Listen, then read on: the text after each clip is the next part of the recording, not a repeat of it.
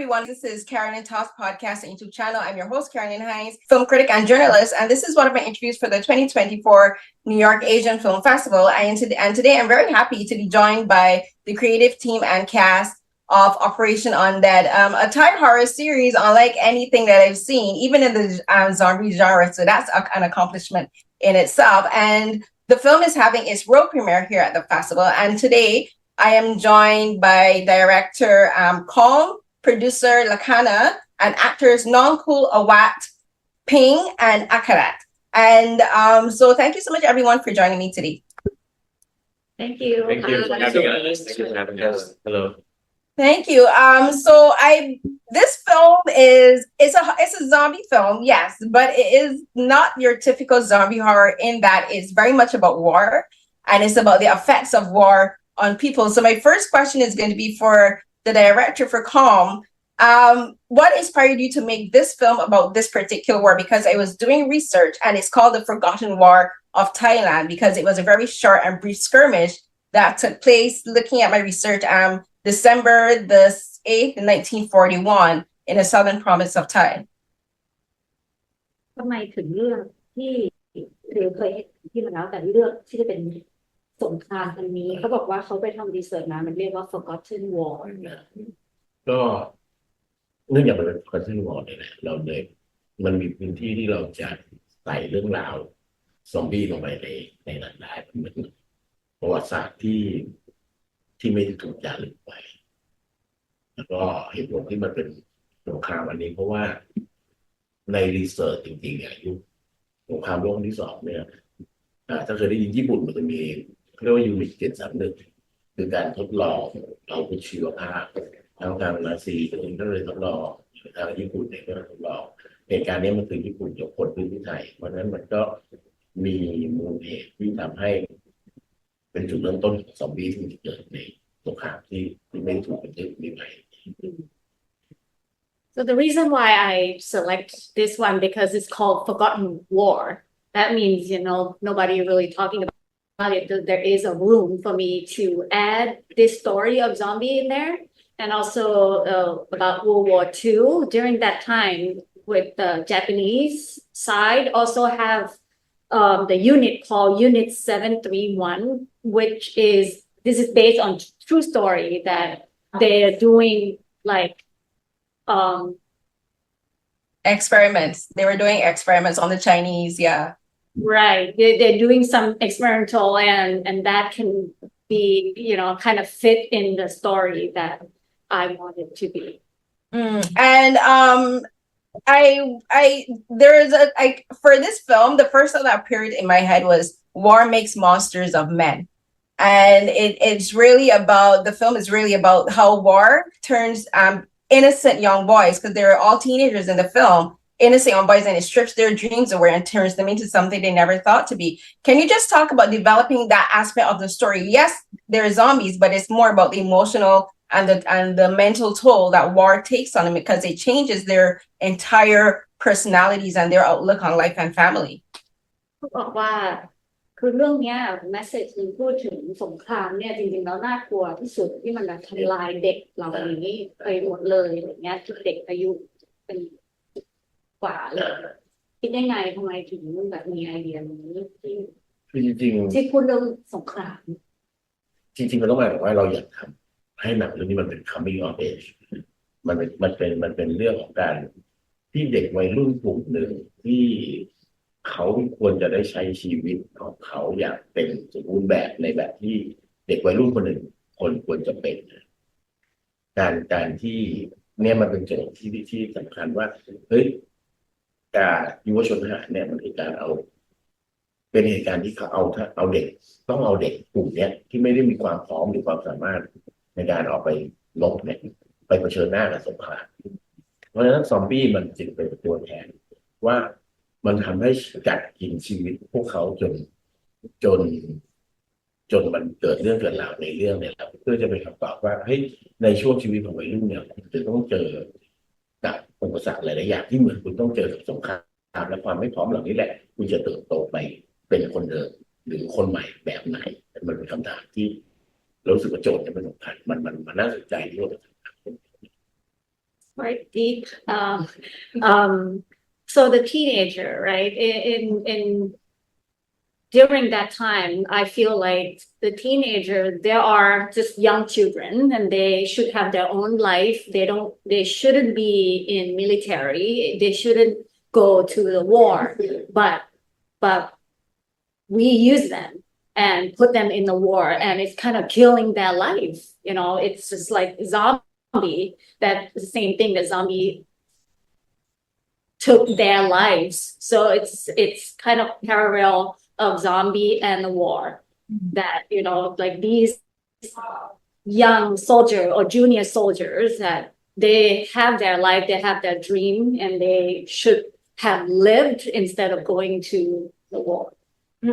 Yeah, so my next question is going to be for Awat and Nonkul. So they're the two main protagonists of this film. So Mek tells Mok that he needs to be a soldier for family, for their nation. You know, he fully buys into the idea of being a soldier is being this heroic thing, and he tells Mok that he can keep running, but eventually he's going to have to stop because his back is eventually going to get pushed against the wall. And I thought that was really interesting because, yes, in life we have to we can't always keep avoiding confrontation, but when it comes to war, I'm fully against children in war. I'm fully against war, and he kind of attributed like regular life circumstances to war. He wasn't weighing the toll of war. So I want you both to talk about how these two brothers, one was talking about family and cherishing family, and the other one was talking about war and valuing war and being a soldier. Can you talk about the discussions you had about how these two brothers had two very different outlooks on life and war and family? So, Nonkul, you can go first. Okay. For me, I think that even Meg is think about his family all the time too. Even though he talk about war, talk about, you know, being patriotic about his family. And in the movie, he actually said that what country means to him, the word country actually means his family, not the country itself. So being to protect his country equal to protect his family. So basically, this whole idea of being patriotic is actually his love for his family. But for me, I think Meg and Mark, we are totally different. For Mark, I think he is more independent. I think both of us are family oriented, so we love our family, but I think we have a different way to show our love and affection to each other. And of course, I think Mark is not a nationalistic person. So that's why they both have a different way of thinking, but they have to still live together. They still love each other, but it's just like many family in the world that we are together. We have to be together, but we have different way of thinking.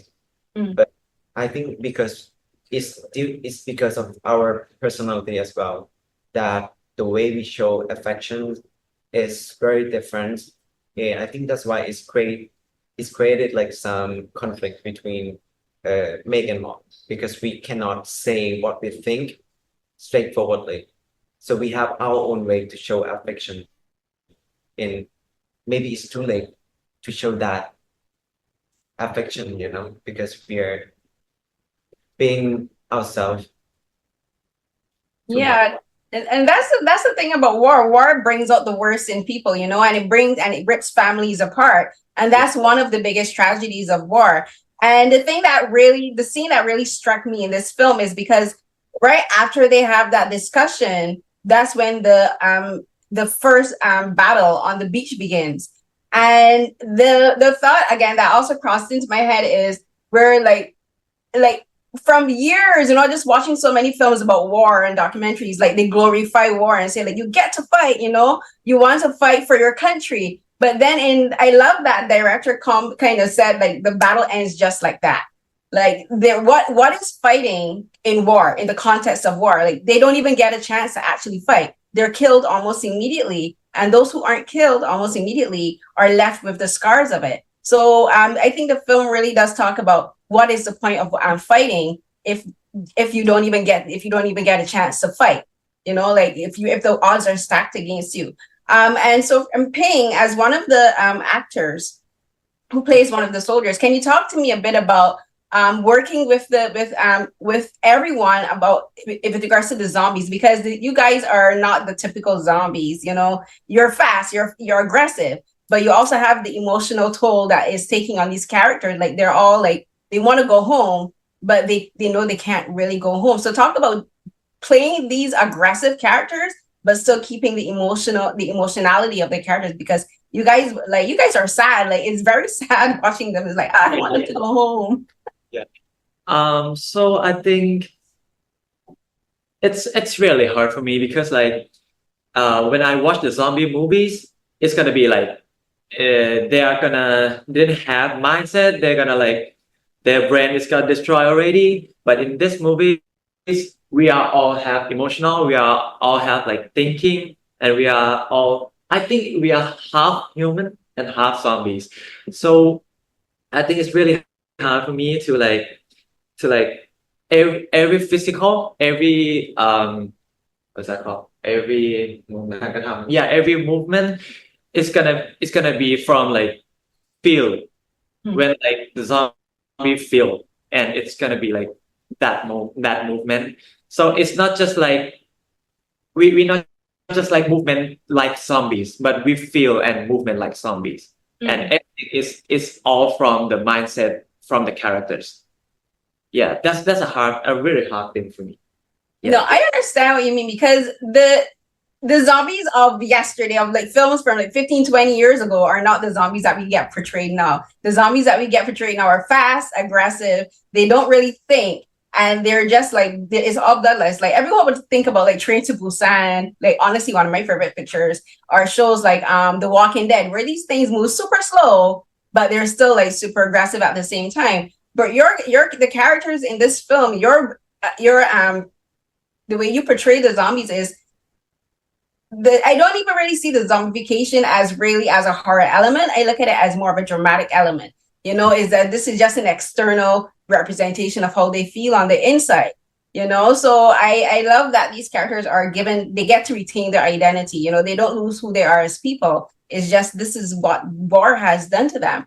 And I do want to now I want to talk now about the physical element of that, because I imagine it was a very exhausting shoot, because you're wet, because you're going to mud. You have like you guys are covered in mud, and you still have to stay in character the entire time while remembering, oh, I'm emotional, but I'm still a monster. So I want all three of you to talk a bit about how just like the physical element of that, so that people get an idea of like what toll it took on you personally as performers. Actually, like for the preparation, we did like many things. We had a lot of workshop before, and most of the things that we did. So basically, we did a lot of physical transformation. So we already like find the balance of the movement of being a zombie. For myself, I actually like did a lot of dance practice alone in my home to just get just like contemporary dance, to move my body, like to be more flexible. And then once I have to be a zombie, sometimes I can feel like my body is ready, so I had to do this like almost every day. So I had like my sessions every day to move my body, to be able to connect with all the part of my body. So I think it's very demanding, and it's very needed to do that, because in the shooting we had to use the whole body, and it's not just only about like physical but emotional that as well, that we had to carry on the whole shooting. So I think it's a very tough process, but very challenging, but very fun as well. And for the other two, like what was it like for you? Because as you were talking, it made me think like I think you guys are the only zombies I've seen in years in a film that actually do have internal dialogues and thought, and communicate with each other verbally. The others don't, they're just single-minded, but you guys communicate. So talk to me about that because that just occurred to me. Yeah. Well, for me, compared to the other 12 young soldier, I'm the guy that become zombies, become the final one. So the air time for me to become the zombie is the shortest. So I think in a way I don't use as much as energy as these guys, but still the preparation for my zombie state is very fun for me, and I find it very not exhausting at all. I have a blast every time I go on a scene. I love action scenes. But you're strong. You have muscle. I mean, I can't do like that. well, or I'm always working out, so it's not really exhausting for me, but it's sure as hell sticky. Yeah. Very sticky. But even though I'm tired sometimes, but when I see these guys, these 12 young soldiers that I'm act with, in the role with, they give off me such a huge amount of energy that I'm never exhausted. ชั้นของแบบที่ตัวละครเหล่านี้มีความคิดความรู้สึกแบบฟิสิกอลที่ออกมาเรามีวิธีที่เวิร์กกันยังไง Well, I treat every role, well, it's just my perspective. I treat my every role in acting as an athlete. So when I prepare for my role, I will practice a lot of time back in my own space until I get very natural with it and before I go to shoot. So I don't go into an awkward position when I 3, 2, 1 action. And when you keep doing it again and again and again and again, you will get used to the emotional connection of the character, not yourself.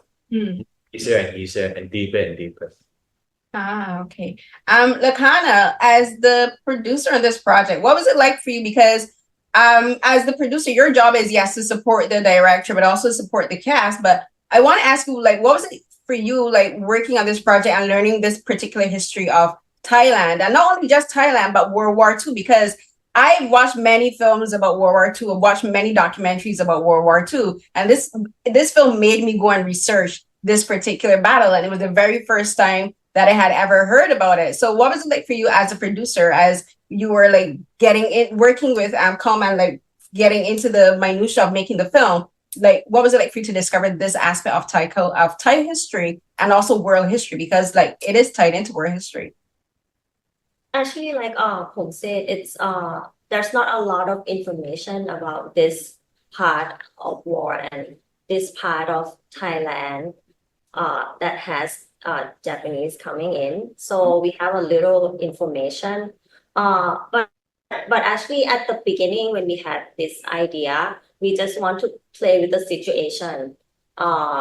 We think it's a good like tool for us to use the time and the situation that had happened before to create something that unexpected for the audience. And I think like giving real situation a little bit to the audience, it kind of give like for them to relate to something that they know a little bit about and imagine forward for our zombie movie. Yeah, and for working with Pikom, it's been very challenging because he like we know from the beginning that he could portray this type of movie, and like we have been saying that a lot of character has been building in this story. And actually the beginning we had many drafts of script before, and when it comes to delivering the script to people, we wanted to have his own style in it. And because for zombie movie, we know that it's kind of like a big, and we've seen like a big scale before. This one we wanted to have like a character driven, and this is how people portrayed, yeah, in his own style. Yeah, I think it is a very character driven film where, again, like, because in so many films and dramas and shows have been made about zombies within like the last 10-15 years. Again, most of them aren't even about the zombies are just side characters, they're just like, they're just there. But in your film, your zombies are the characters, they're the main character, they're the protagonists, they're the driving force for this film. And I actually looked up the word fumetsu, because I was like, I know this word and I couldn't remember what it meant, and I looked it up. And it is basically the Japanese word for how in their culture they believe the soul is immortal and undying. And it kind of made me, the thing that turns them into zombies is this fumetsu, the biological warfare. It kind of made me think of how like, basically, it sounds morbid, but war seems like never ending. Like, I'm 40 years old and I've never had a year of my life where war has not been happening anywhere on this planet. Even as we're speaking now, there's like the genocide in Palestine, and there's what's happening in Haiti and other countries. And it's just like, yeah, like war is unending, but then the human spirit is also unending, like hope. So I want to ask Director Kom about making, I think, the underlying theme of this film about just the resilience of human nature, but also human connection, because it's the connections between the 12 young soldiers and the two brothers that really makes this film work. Because I think without that human element to the story, it wouldn't work the way it does. คาแรคเตอร์ของเรื่องนี้ที่เมื่อกี้จากที่น้ำตอบไปว่ามันคือตัวคาแรคเตอร์ตัวนำเรื่องจากเรื่องนี้ที่แบบเป็นตัวคาแรคเตอร์พี่น้องแล้วก็ทหารทั้งหมดมันส่งผลยังไงกับการแบบเล่าเรื่องนี้เกี่ยวกับสงคราม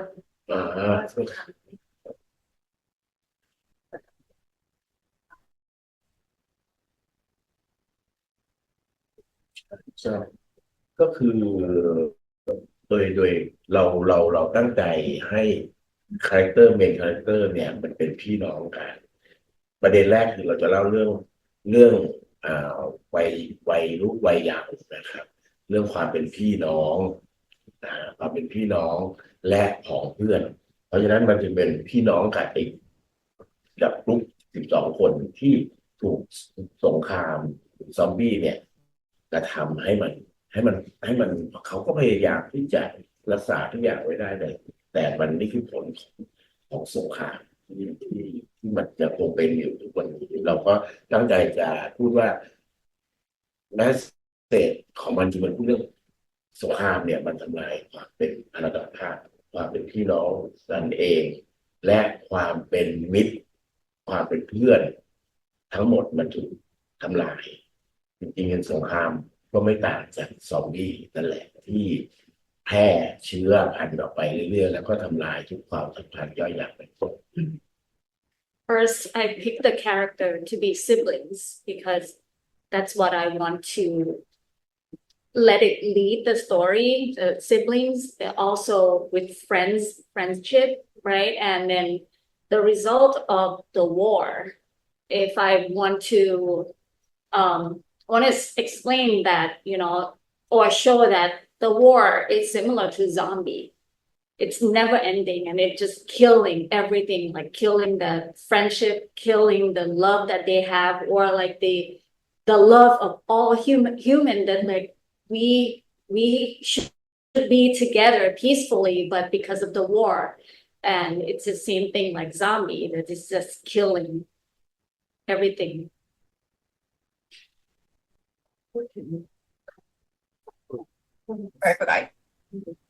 แต่เมื่อกี้ที่ยังไม่ได้อธิบายสองเมื่อกี้ก็ไม่ได้ใช้เป็นสองญี่ปุ่นที่ฟูมิสึฟู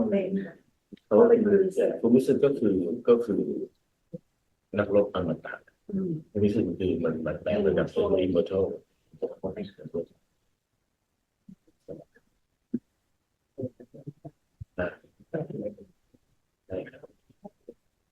ที่ใช้เอามาจาก ใช่อันเนี้ยก็คือมันการทดลองอาวุธสงครามชนิดนี้ที่มันใช้ชื่อว่าฟูมิสึผู้ญี่ปุ่นเรียกนี่ซอมบี้เหล่านี้ว่าฟูมิสึเนี่ยมันหมายถึงความก็พูดง่ายๆก็คือสงครามเนี่ย มันคือความอมตะมันคือความไม่จบสิ้น มันจะก่อร่างความสร้างความทำลายล้างไปอย่างแบบไม่มีวันตาย about the fumisu in Japanese, right? That it is immortal, and if you think about war is also immortal because it's continue and there's no ending for the war. Yeah, I think we have time for two more questions. So one last question I'll ask for Director Com, and this will also, Lakkana, you can also answer. Something that I wasn't expecting in this film is at the beginning, you heard the interpreter interpreting between the Thai soldiers and the Japanese soldiers. And then when you turn the camera, he's actually Indian. And I like that because it shows how not only multicultural Thailand was even then in the 1940s, but then how widespread colonialism was.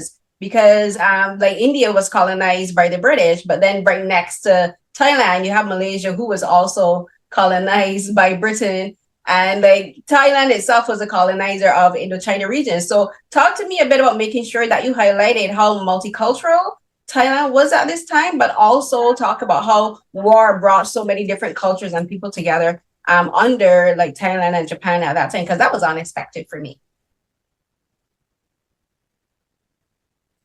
เขาบอกว่าพูดถึงประเทศไทยก็ติดกับมาเลย์แต่ว่าเพราะว่าเข้าใจว่าเป็นอินเดียจริงๆเราก็บอกว่าจริงๆแล้วคือโดยเหตุผลของสงครามญี่ปุ่นเนี่ยญี่ปุ่นยกพลมาไทยเพื่อจะขัดและอาวุธชิ้นนี้ไอ้ฟูมิสึเนี่ยตั้งใจที่จะไปใช้กับอินเดียข้ามไทยไปอินเดียเพื่อไปตีจีนอันนี้ตามประวัติศาสตร์โลกจริงๆเหตุผลที่จริงเป็นแบบนั้นเพราะฉะนั้นญี่ปุ่นก็เลยจ้างล่ามที่มาจากอันนี้ล่ามเนี่ยเป็นคนใต้ดีกว่ามาเลยตามโลเคชันที่เขายกคนที่แต่โดยเหตุผลจริงๆก็คือจะไปอินเดียกัน Actually, based on the true story, the Japanese people actually want to use fumisu in India, and yes, but in the film that they use the interpreter is actually the Malay Thai, not actually Indian person. Okay. Who can speak Thai? Who's from the like in that area, in the south of Thailand, which is Chumphon, right? That province. Chumphon. So they live in the south that close to Malay, right? And actually the language they use also not like a Thai central Thai. It's a southern Thai. Yeah. Southern dialect. Okay. I was wondering if it was Indian because the headdress is very similar to what some Indian men wear, especially those who were in the army at that time. So I was wondering, it was like, is it? So that's why I thought so. And so my last question is going to be for the three actors. And again, in my research, I was looking up and it said the last soldier, teen soldier who was alive at that time, he died in 2021. His name is Cheron Machacheron. And I wanted to ask you, what was it like for you playing these characters are essentially based on actual young men who lived and who unfortunately died during this time? Like you're playing fictional characters, but they are inspired by real teenagers who were basically forced into fighting this very sharp battle. Like, what was it like for you learning that as you were preparing for these roles? All three of you, yeah. นักแสดงคนที่เป็นCarolyn, let's just do one more question. We're running out of time. Yeah, this will be my last one. Thank you. For me, I think it's an honor to portray the characters of them, which was realistic in a way, because I just said like this is a forgotten war, and I think it's an honor to tell the story that people might not know, and I think it's very grateful for me. I'm so grateful to be a part of this, to let people know that what they've been through in the war in the past as a young soldier, which they deserve to live, deserve to play, deserve to have the right to do whatever they want. And I think many people might not know about their story. So I think I'm so grateful to be a part of this, to tell this story. Yeah. And like for me, when we in the scene and like we had like a bomb and like everything that is very real, I feel like I'm understanding them, like how their feelings, how they're feeling in the war, and I feel like I'm feeling sad for them, and also I feel really respectful for them. Yeah, and yeah, I'm really grateful. Yeah, I think it's such a memorable experience for me to understand and to experience this kind of war experience. Even if it was a film shooting, but you can feel something. You can feel something from that. That war has been something that takes away of future youth in many people's life, and it's very sad and depressing to know that it's still going on now today. Yeah. And For myself, and a lot of you guys probably call me superficial. I'm grateful to be on this project. I'm honored to be on this project. But for me personally, I think maybe it's because I aware as the fictional character that I play, that I take in a role. I don't know. I just feel like when I do my job, I'm just having a blast. When I on the set, I didn't think about, the honor to be in the war, to represent some big idea. For me, myself, you can call me selfish, but I just think that to be made is a very, very fun experience for me. And I actually don't dare to feel that impact, to feel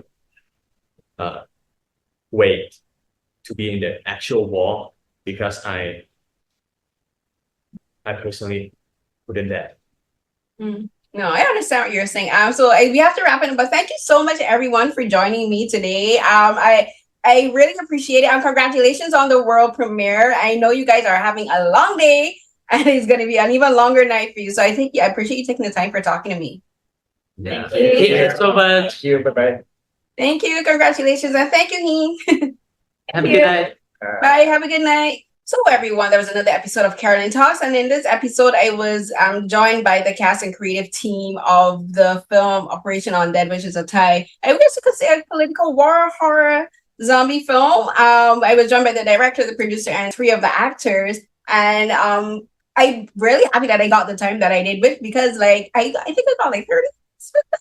And for a group that size, that's very rare, so I appreciate it, and I really enjoyed the insights that they gave me for the characters and for the film. And this film really did make me do some research, kind of like how the same thing happened with the Cursed Land, and that one made me go and look up like Muslim communities in Thailand, and this film made me actually go, and it was like, oh, let me go do some research, not only to prep for the interview, but just so I could learn about it, because I watched so many films about and documentaries about World War II, and I've never ever seen any mention of this particular battle, which lasted in court of what I was looking at research, like 5 hours. It was very short. When you watch the film, or even if you do, before you watch the film, go and do some research and learn about this aspect, not only Thai history but Japanese history, and as well as World War II history. Again, thank you so much to everyone who joined me for the cast and the creative team for joining me on the interview. And so, of course, you'll see the video version of this on my YouTube channel. That's youtube.com/@Carolyn_Hines. And you'll see this episode as well as the one for the film The Cursed Land. And you can find other interviews for not only New York Asian Film Festival, but for K-Crush American Magazine that I did for film festivals in Korea, including the Busan International Film Festival. And you can go to my digital portfolio, which is on R3. That's r3.com/Carolyn Hines. And you'll find links to all of the podcast episodes, the YouTube videos, all of my published work, op-eds, written interviews, film critiques, film analysis, film reviews, all of that. You can follow me on Twitter and Instagram at Carrie CNH12. That's CARRIECNH12. Look for the hashtag Carolyn Talks on Twitter and on Instagram. You'll find other stuff related to my interviews there as well. And until the next episode of Carolyn Talks, everyone, stay safe. Bye.